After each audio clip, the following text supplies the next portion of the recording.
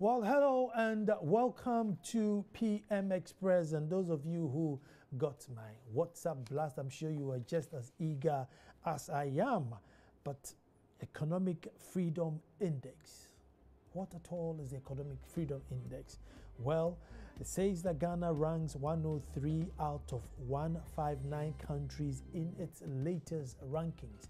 Now, there's a little story in the Daily Graphic, today's Daily Graphic, which is Tuesday, July 17, 2018. I just want to read a little clip for you to get an understanding of what the Fraser Institution is saying. And then you compare it to what you hear around, when those on powers or corridor are saying. And it's all regarding Ghana. I'm a little bit taken aback. I'll see by the end of the hour where you stand on the issue. But this is from the Daily Graphic. Ghana has been ranked 103 out of 159 countries in the 2017 Economic Freedom Index, dropping from the 72nd position in 2016. So we're 159 now, dropping from the 72nd position in 2016. Now, the poor performance has been largely attributed to the large size of government, gender inequality, high inflation, among other factors that impede national growth and development. The Economic Freedom Index measures a country's economy with regards to whether it allows its citizens to take independent economic decisions to their own benefit. A resident fellow at the Fraser Institute, a Canada-based think tank, Mr. Fred McCannon, made this known when he presented an overview economic freedom of the world with focus on Ghana in Accra, and that was yesterday.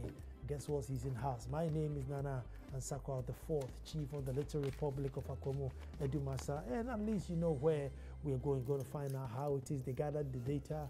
And if that's really where we are, because we hear the politicians saying Ghana is working again and this is the best time ever. We heard the IMF saying that, the economy is growing and, prospects look good. So how come we dropped from 72 to 103? That's not a drop, that's a plummet. We're coming straight back.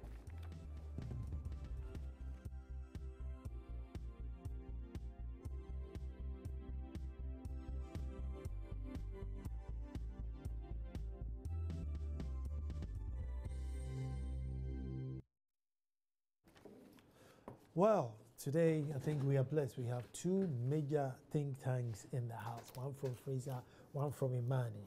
The one from Fraser is Fred McMahon. Fred, you're welcome. Thank you. It's an honor to be here. Great. And then the one from Imani is Franklin Kujo. Franklin, you're welcome. Pleasure again to see you. Franklin, let me start with Fred, and then I'll come to you. Fred, the Fraser Institute. I mean, that's a big research. Worldwide, are you sure you couldn't have missed something? Because here in Ghana, it is assumed, perceived that things are, going on well. But here we are moving from 72 to 103. The current government believes itself as the private sector growth, and they're going to get the private sector to grow. So you can't just slam us with 103 just like that? Well, all the data in the report is third-party data. In other words, we don't produce any of the data. We compile other people's data to create this overall index of economic freedom. Now, there is one thing I should note. Because we use international data, which is sometimes slow to come out. For instance, Ghana's national accounts will not be put together the same way that France's national accounts are. So the whizzes at the World Bank have to adjust them both so that they're consistent. That means we put out the report with a delay. So this is actually reflecting 2015 data. And maybe your politicians are right. Maybe things are getting better, and we'll find out in a couple of years whether 2018 is as good as they say. But what we show for 2015, you're right, there are significant problems there. And the newspaper article that you read was spot on. Problems with size of government, which Ghana's had a problem with for a long time, overspending, having high deficits. And the more government spends, the less space there is for free exchange. Inflation has bedeviled Ghana in the past. So this is really not just a prescription of the way the Ghanaian economy was, a description of the way the Ghanaian economy was, but a prescription for how to improve going forward. You see, 2015, it mentions high government, and if the data is from 2015, we mentioned high government because this is probably the highest government we've ever had. And so everybody then assumes that, oh, hold on, then this must be this government, you know. So I'm trying to balance which is which. If the 2015 size is what took us to 2003, then today's size will probably take us off, you know, take off scale. There remain financing problems in Ghana. There remains high government spending. There remains an over-bloated civil service. Now, I really hope that you're right, that when we get data for 2018, we'll see Ghana go up. But if it goes up to say where it was in 2014, 72nd, that means there's still an awful lot of room for improvement. And the problems pointed out in this report are problems that need long-term solutions, not just over a couple years. Let me go to Franklin. Franklin, help me out here. Now, this is based on 2015 data, kicking us from 72 to 103. Now, 2015, we didn't have 110 ministers. So I'm just saying that when the 110 ministers data come in, are they going to strike us out and say, that's it, we're not even going to research you anymore, you are now off scale, as the Ghanaians will say, oh, you know, you're off the scale. I mean, how?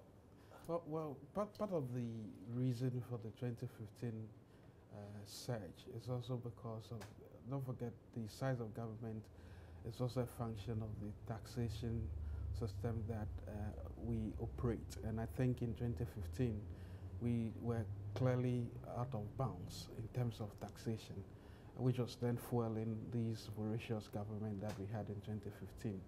You are right to think that what this report actually reveals is actually speaking to current happenings, and to think that current happenings are actually worse, because don't forget, this government promised to reduce taxes, and they did reduce some taxes, but as we are hearing, some of them are coming back with a vengeance, as if we owe them in the first place. So it looks to me that we probably will go through the roof. And don't forget, these indices, as Fred has suggested, actually speak to each other. Now, the closest relationship or the closest connection with this data, if you look at the World Bank Doing Business report, you could see some correlation there, because in 2016, for instance, we were 108th out of 189 countries. In 2017, we plummeted to 112 out of 190 countries. And in 2018, we came to 120th out of 189 countries. So if you look at the if you look at the variables, they're almost akin to each other, really. But of course, this one measures much more the pillars of economic freedom. So you may not be far from right to suggest that what you saw in 2015 was actually preparatory grounds for the current jamboree that we see with the ministries and the size of government. I mean, some people have suggested that, well, if you look at the budgetary allocations and the overruns that were seen in 2017, for instance, it doesn't show that this government has actually outspent the previous administration. But the whole idea that there could be even overruns in itself is telling. And to think that in this 2018, for instance, we have a government machinery that is allocated 3 billion Ghana cedis, which is double what they got in 2017, tells you that if the real data comes out by 2017, 2018 data comes out and is verified, I'm not too sure the results will be that favorable. I mean, but are we looking at 3 billion allocated to government? Couldn't it, because there are some pseudo ministries now added to the government machinery? So, well, essentially the case. So the question we should be asking is, what productive value has been added to the economy as a result of, we've been talking about this whole idea of adding non-essential ministries that are procuring basic stuff, So that's one part of it. But if what we are hearing now, that as a result of some of the decisions the government took, because you read, for instance, that in the opening, and I think Fred will speak to it shortly, about some of the variables that actually defines the size of government, which means if we have an expansionist agenda, I mean, providing things that people have been asked for, like free SHS and all those things, very soon you wake up and realize that you have a bill before you that you never negotiated with the populace. And it's the only reason why you'll be asking for extra money. And it's the only reason why you're hearing ideas around increasing taxes, which I hope never come true. But we are hearing that some of them are likely to be passed through. So it's a potpourri of things that make a country either sound or unsound when on the economic freedom ladder. Let me read this part again. It says the poor performance has been largely attributed to the large size of the government. I mean, who determines, Fred, who determines that the government is large? We build it on a comparative, on a relative basis. So we look at, I think it is 8 different indicators of the size of government. Transfers, government ownership of industry, government investment rather than private investment, how high the income taxes are, and so on. And then we rate it on a relative scale. So the country with the smallest size of government gets a 0, and the country with the best size of government gets a 10. So it's not arbitrary, it's based on a relative scale, and that gives you a sense relative to the rest of the economy. Now, Ghana actually doesn't do that badly comparatively on size of government if you look at compared to rich nations like the United States or England or Germany. But lower income and lower middle income nations tend to have a smaller government. So relative to those nations, Ghana does not perform well. And Franklin's encyclopedic knowledge of what's going on in Ghana with the fiscal situation, I think speaks to the problems that still exist. I'm sure we'll come to this, but I do want to mention, we look at 5 areas for economic freedom. And while the focus in that article, quite rightly, is on size of government, inflation, and sound money, we also look at the rule of law, which is a long-term challenge for Ghana. We look at regulations that keep people out of the labor force and stop entrepreneurs and businesses from building. Government finances, as you and Franklin have noted, may fluctuate up and down, but the regulatory system that hinders economic dynamism is a long-term problem to solve, and that's not going to change a lot one year to another. So this points out a lot of future challenges. I mean, did we do well in rule of law? You say we're not doing well with rule of law. You're 70th in this. By the way, I should tell you, I've gotten a peek at the 2016 figures, and they don't change too much for Ghana. Now, maybe they will in 17 or 18, though I found Franklin's statements convincing. So 2016 is roughly like 2015. Ghana is number 70th in the rule of law out of 159. Rule of law with regards to? Mainly economic law, but general law as well. Impartial courts, contract enforcement, reliability of the police, extra payments, which means bribes. So those are some of the variables we look at. I thought we'll do better than 70. frankly? Well, There's 70 enough rule sounds of more law like here. medium. You Don't can- forget, you are being compared with the rest of the world. And I mean, compared with our peers, we seem to be doing a bit better than, I mean, within West Africa. But 70 seems to be medium. And you see, it's not far from the regulatory barriers that we have in terms of business, enterprise, and freedom, because closely related to the ingredients of the rule of law, as in, for instance, exacting bribes and cases that drag in court and what have you, is also closely related to that. Closely related to that are permits that people need for construction, for instance. Registering a business and the number of days it takes, and then the paying a tax itself, the pain you go through. Look at this, what we are doing with the tin. You know, you're supposed to be seamless, but you generate the tin offline when you are supposed to be able to register a business online. You don't start a process and generate a tin offline. I mean, instances where people have to pay a bribe in order to pay a tax itself. These things actually worry. And as I said, because these indices are collected from a globally relevant indices as well, you see a close relationship with that of the World Bank Doing Business report, which seems to be much popular in this part of our world.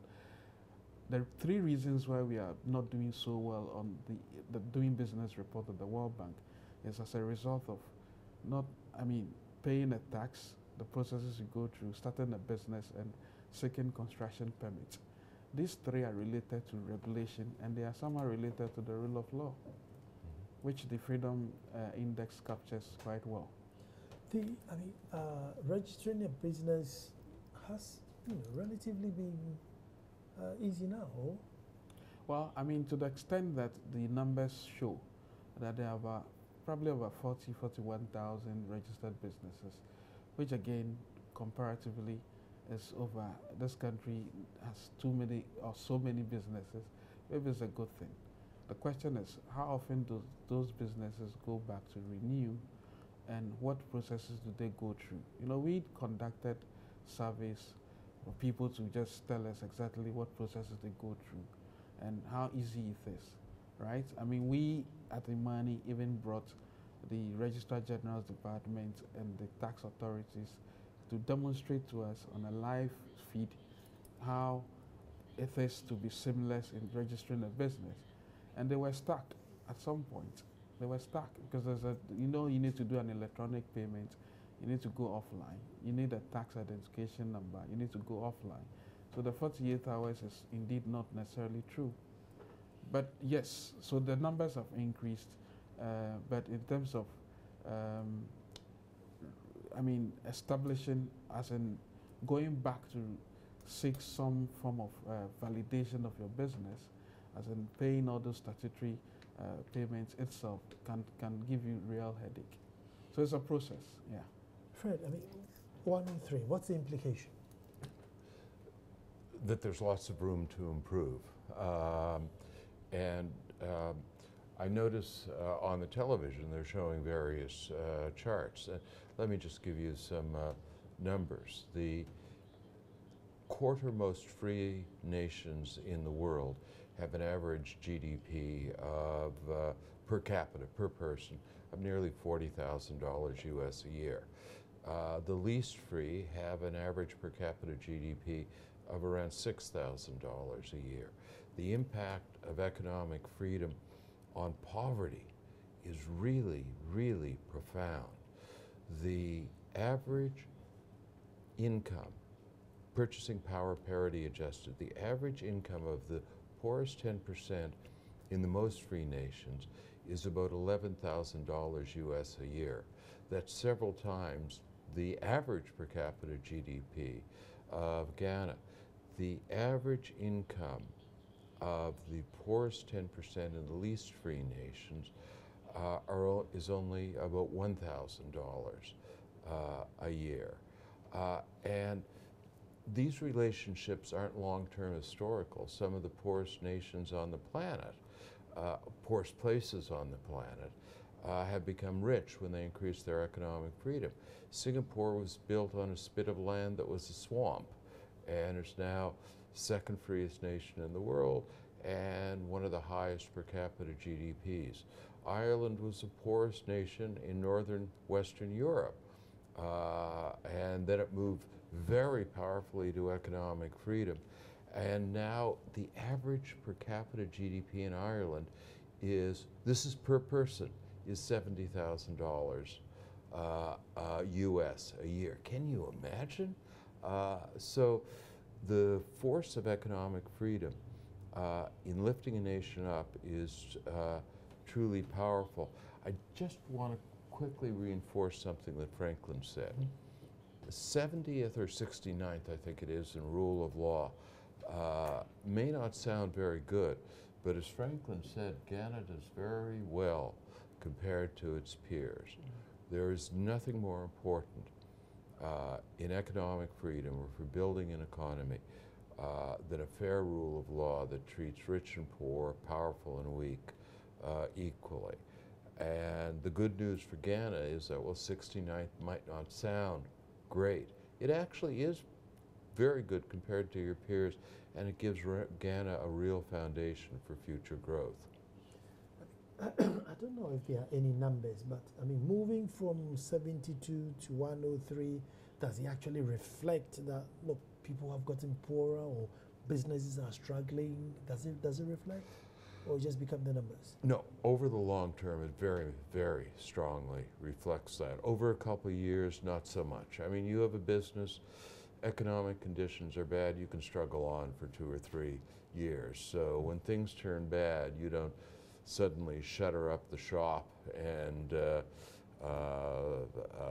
move somewhere else. So no, it's not this year things change, next year things get bad. It's this year things change, and if they continue to change 5 or 6 years down the road, things get worse and worse and worse. Frankly, does this affect management of the economy? Well, exceedingly yes. But before then, don't forget, again, let me throw in another example that actually reinforces what we are saying here. Not long ago, the UN rapporteur on human rights and was in the country, and he did an audit, even though he spent 10 days. But there's been records he was relying on before he came. So people said he spent 10 days and came up with that verdict. And clearly identified the fact that the inequality is actually growing, and that there is rising urban poverty, which we are seeing. And to the extent that the politicians are sloganeering into office and then pretending that they are solving issues for us, it's actually our bane. And so for me, the question which you just asked as to whether this has implications for managing the economy, it does have implications. And the implications are that the politician is supposed to actually ask us what we want, and not they designing what they believe we want.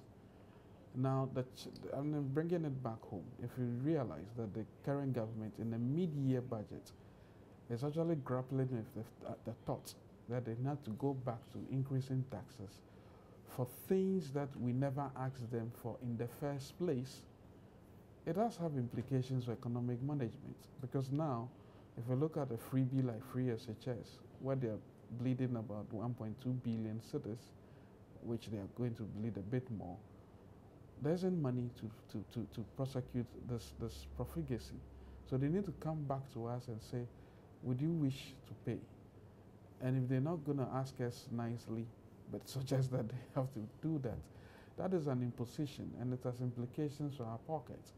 If we thought that there are tax exemptions that are given to the tune of almost 2.6 billion, up from 932 million that was projected, that's over 1.2 billion cedis lost without any productive value returned to the economy.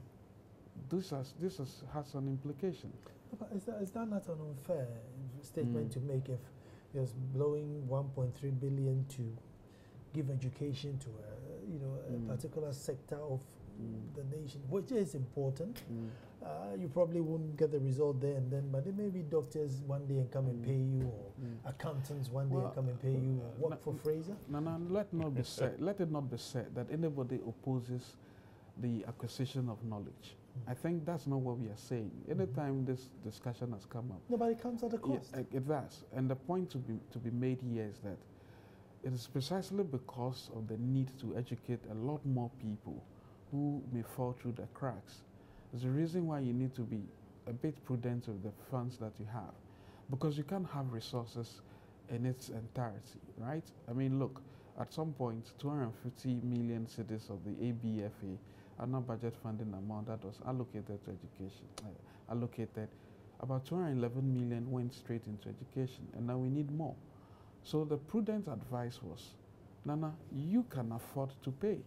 I can afford to pay, and I've been paying fees for people in secondary schools and even tertiary education. My kids are not there yet, but out of the benevolence, we do these things, right?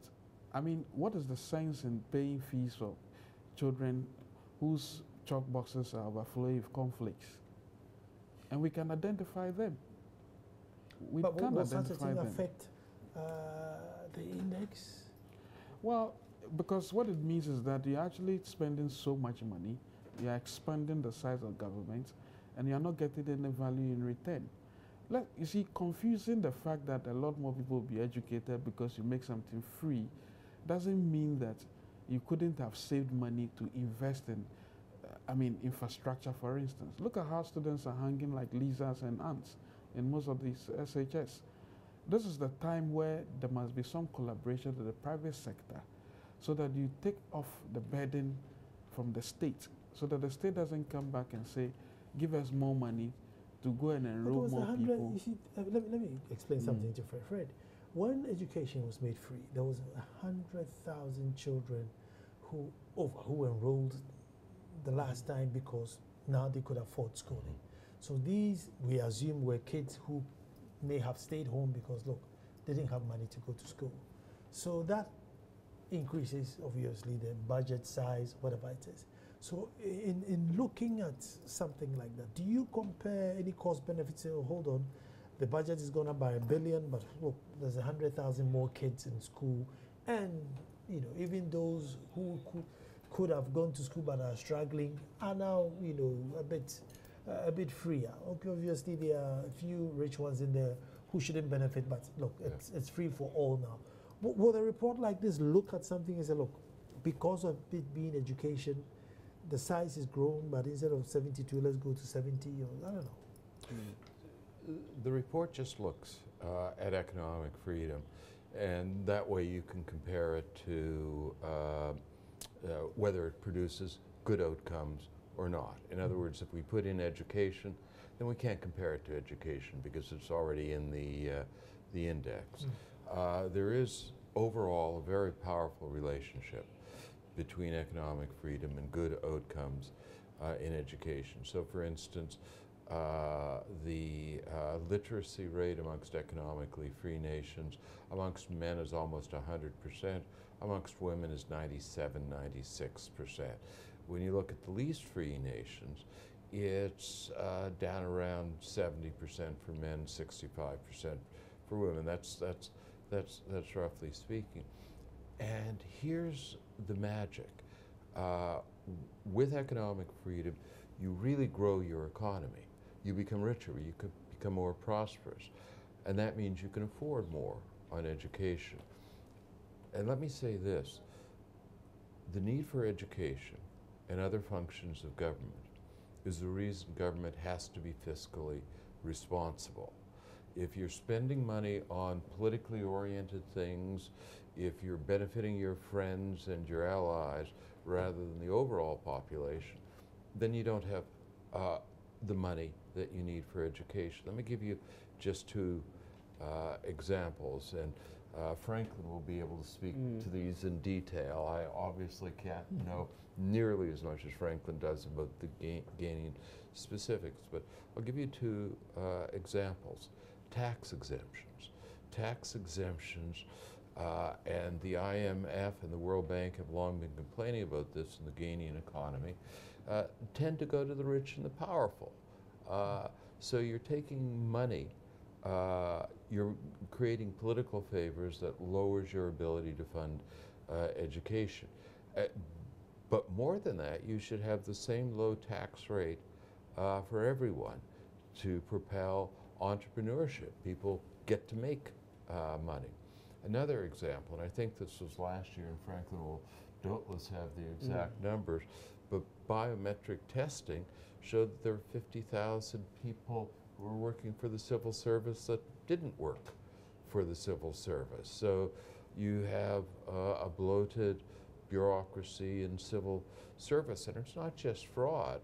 When you put your nephew in an office with nothing to do, you're taking money away that could be used to hire a teacher.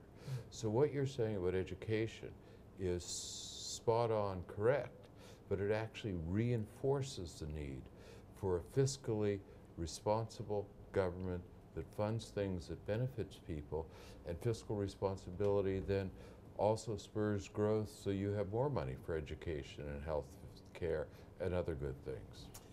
Franklin, I'm going to come to you, but I'm going to take a quick break. But let me just read this one to you. It said the total financial irregularities for ministries, departments, and agencies, MDAs, uncovered by the Auditor General for the financial years 2012, 2013, and 2014 amounted to 1.1 billion. That's for 3 years under the NDC. And then the total cost of the financial irregularities to the state uncovered by the Auditor General for ministry, department, and agencies in a single year under the NPP for the financial year ended December 31st, 2007, amounted to over 892 million. The figures are huge. Coming straight back.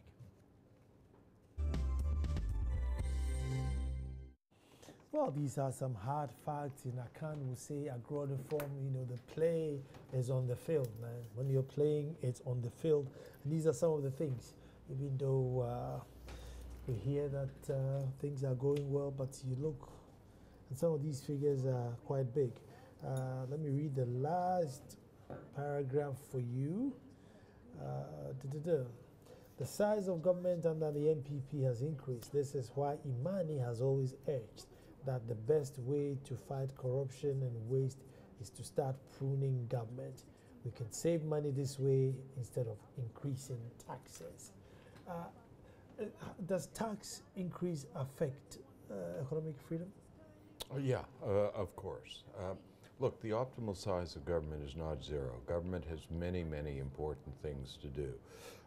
You focused on education, and clearly that's one of the top things government has to do, along with creating a rule of law that's fair to all, good policing and security. So government has many things to do. But government's challenge is to do them efficiently, at the lowest possible cost, so that it doesn't have to take a lot of money out of its citizens' pockets, reducing their economic freedom, reducing growth, reducing prosperity. It has to do them efficiently at the lowest possible cost, rather than spending money to create political favors, to hire somebody's nephew. See, Fred, but so where do we determine, because we have to tax the development. Yeah. So where will the Fraser Institute determine that, okay, look, like there's the intended tax increase. VAT is supposed to go to 21% and sneaking in some taxes here and there, taxing luxury cars. We don't know whether it's true or not, but that's what it is. Assuming it came to pass. I mean, won't the Fraser Institute then say, look, these guys are doing good. They're trying to raise revenue to build their country. Bring them down to 50. What we would say is we compare you, Ghana, to the rest of the world. And that means it's a sliding scale, not an absolute scale. And it tests, in many ways, whether you're getting efficient and well-structured government. And there's clearly a problem. The notes you read there, the comments, I think, from viewers, show the deep problem. And Franklin's group has extensively researched it. By the way, I do want to say something about Franklin and Imani. Cool. I travel all around the world doing this in North America, Europe, Asia, Latin America, and Africa. And Imani Ghana is so lucky to have Amani and Franklin. They are one of the world's top think tanks. I don't mean a top think tank in Africa. I mean a top think tank around the whole globe, including Europe, North America, Latin America, and Asia. And they were recognized as such by the Atlas Network in the United States, which has a global reach. They were recognized as one of the world's top think tanks, again, globally. So you were so lucky to have Franklin and Amani. Well, we, the non-political class, are happy to have him. I'm not sure the politicians would think the same. Yeah, well, we are grateful. We, the non-political class, are proud of you. I don't know about the rest. Well, I don't know about the rest. right. I mean, frankly, taxes coming up. What do we do? Next year's Global Freedom Index? Well, see, one of the things that Fred spoke about as an indicator of, a tax hike, it's also this appetite to satisfy the bloated government that we have. I mean, in terms of the civil service, the personnel that we have. As we speak, you mentioned bloated government, but then somebody else said, look, because let me briefly explain to Fred and I'll come to you. Like, we have a national health insurance, out of which probably about 20% contribute. 80% are on there for free, so it's being supplemented by state. So some of these taxes are going there so that the poor lady in the village or the poor man on the street, as we always say, can also get free health care. We have free schooling for everybody. Everybody goes to school for free. What else do we have free? Well, see, we have the enough examples free you're things. mentioning, Yeah. I was going to land on the fact that as we speak, the Auditor General and the Office of the Special Prosecutor believe that they can clear ghost names by going biometric and actually doing a head count. One of the things that actually weigh heavily on our finances is the allowance regime within the public service. And I have seen figures, back of the envelope calculations with the Fair Wages Boss, the previous one, where we just sat down and in a month calculated how a particular unit, right, which was taking maybe 1,200 CD for salaries, but actually ended up benefiting double, if not 1.5 times more than the average salary in sitting allowances alone. So they have all these meetings, they pad all the meetings and make sure that they collect certain allowances. In fact, there was the back of the envelope calculation for 2015, I think, was that if we spend 14 billion cedis on compensation and goods and compensation for wages alone, 5 billion could have been saved if we consolidated salaries, so we had allowances whittled down and then consolidated the salaries. Another thing could be that some of the agencies of government could actually stand on their own. That could be weaned off the payroll so that they can allow the government to focus, or these entities can focus on creating a lot more value. You see, the whole idea about the National Health Insurance Scheme, nobody is saying we don't need to support the National Health Insurance Scheme, but has it done its own introspection to realize that out of a CD you give them, 40% goes into the administration? Did you know that? Did you know that they could actually save a lot more by not building offices across the country, because they are processing claims? They can share offices with other established entities. Having said that, did you also know that, of course, 70%, there are about 10 million people who are not insured, but we can engineer that by increasing a bit of the premiums. We can do that for those who can pay, but also free up the regulatory barriers that prohibit the private insurance from taking from benefiting. From providing insurance. There are 11 private insurance providers.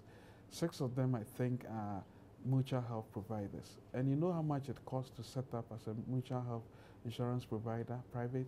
You need to cover 1.1 million cities and keep 10% of that as a bulwark against any shocks. If you are a private commercial health provider, you need to cover 5.5 million cities and keep 20% of that.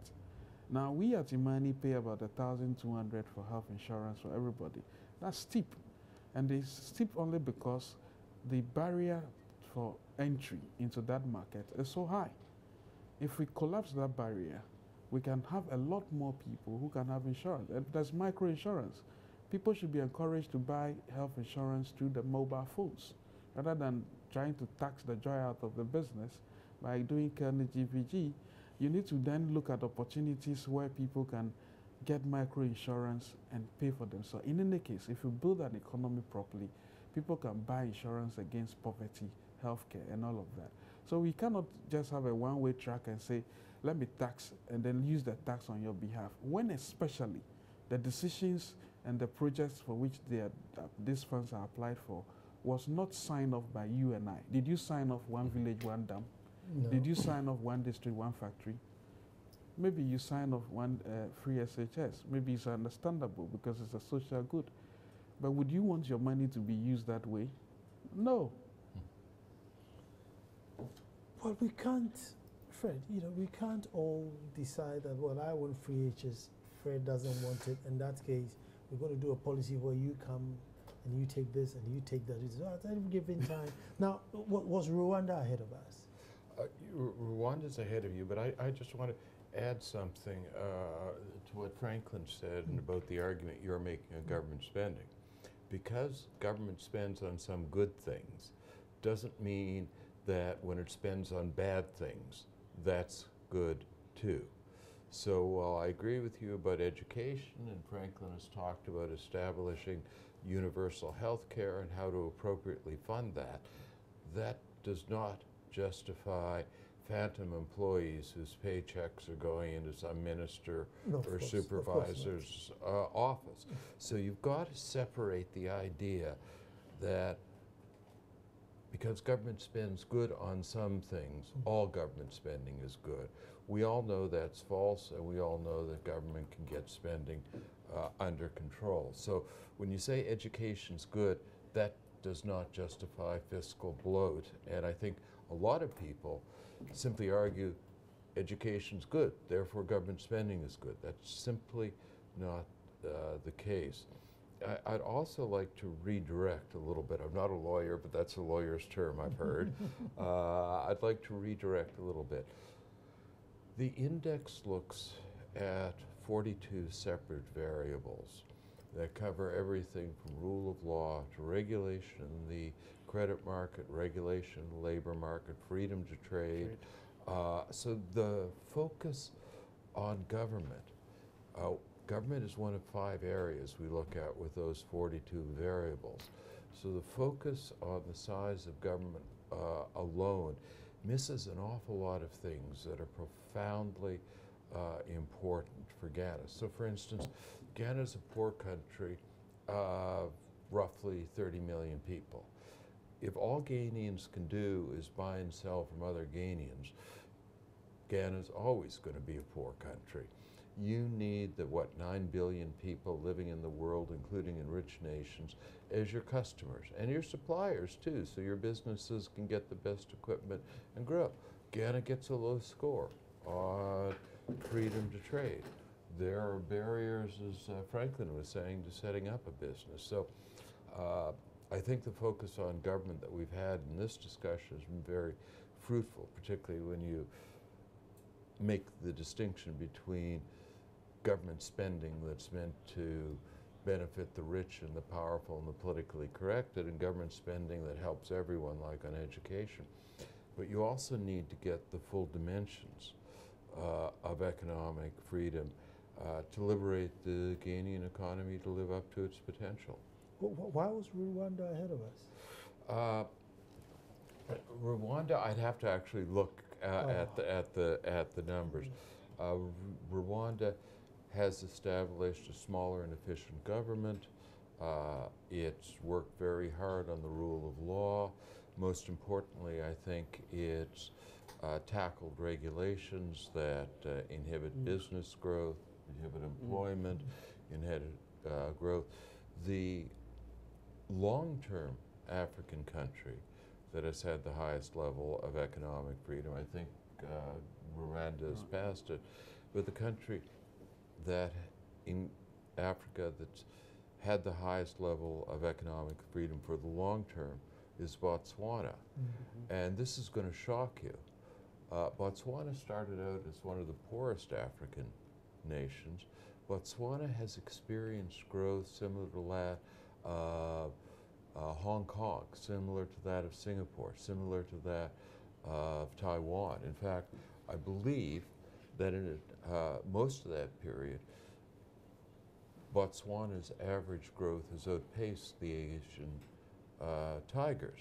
So that gives you a sense of the profound power of freeing up the economy so that individual people in the country, their entrepreneurship, their drive, their ingenuity powers the country forward, not government spending. And Anai, to interest you to know, I think I shared a story of me meeting the Botswanan Minister for Investment in Switzerland in May. And she told me that she came to Ghana to intern with our trade ministry and actually learn the trade of how to make a country that attractive and prosperous. Botswana was already doing well, by the way, but she's managed to put Botswana up there to the extent that, I mean, Botswana is the envy of everybody now. And I asked her, would you share what you learned from us? She said, well, I won't tell you. You guys still have it. So you should just go back and learn it, you know. So there's everything to be said about the prospects. And indeed, as Fred has said, there are other aspects of the index that ought to be looked at. And the one I find very interesting is actually the sound money, the whole idea around inflation targeting and what have you. Has to be looked at again, because sometimes when you're chasing to target inflation to single digits, you may tend to lose focus, especially when you are not building the productive elements of your economy. And those things are very important to discuss. I mean, if buying and selling affects us, as Fred said, then we have much longer way to go, because I mean we buy and sell everything. I mean, when are we going to produce to reduce the buying and selling? Well, you don't see one of the Sugar things that factory, you do. you floored it and it floored. Yeah, but it was clear. I mean, again, the way we do our planning is the problem. You needed 90 million to resuscitate Commander factory. You didn't need 35 million. You needed 1,000 hectares of land, sugarcane. You didn't need 125 hectares of sugarcane. All of a sudden, all this mathematics, this futuristic analysis, they just didn't listen, and it collapsed. Look, Blue Skies, as we all know, imports fruits from Brazil, sells to Sainsbury in the UK. You know Sainsbury, you lived in the UK. Well, now we hear one district, one factory, and nothing is lifted off. And you thought that you could actually engineer the whole idea of plantation agriculture to feed Blue Skies and then employ a lot of people. You could actually employ people by ensuring that they generate property taxes. And this was what I would have done if I had money, $2 million or something, in order to get people employed. 600,000 youth, I'll give them machines to go and collect data, not just data to locate people, but data that can also that could be used to assess the value of property. You'd have killed two birds with one stone.